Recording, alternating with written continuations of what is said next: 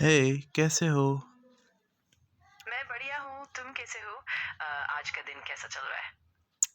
दिन तो तुम्हारी तरह बिल्कुल बेकार ही चल रहा है। बाकी मुझे ये पूछना था कि क्या तुम जानती हो कि यहाँ पर सिर्फ़ संडे में ही छुट्टी क्यों होती है?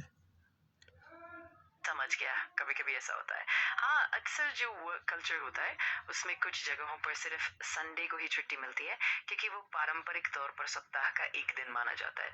लेकिन ये भी कई बार कंपनी की पॉलिसी और इंडस्ट्री पर भी निर्भर करता है। लेकिन संडे की ही क्यों? ऐसी क्या वजह?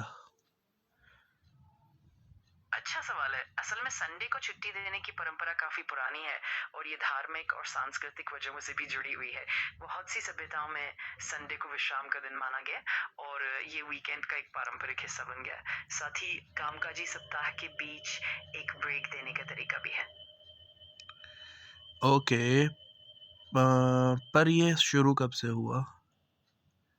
ये परंपरा काफी पुराने समय से चलती आई है, खासकर रोमन साम्राज्य के दौरान और उसके बाद भी। शुरुआती दौर में कई संस्कृतियों में संडे को धार्मिक कारणों से विश्राम का दिन माना जाता था।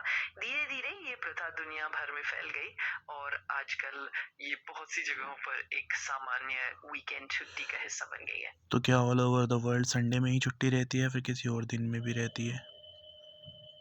अलग अलग देशों में वीकेंड की छुट्टियों का दिन थोड़ा अलग हो सकता है। कुछ देशों में संडे के साथ साथ शनिवार को भी छुट्टी होती है, जैसे कि पश्चिमी देशों में।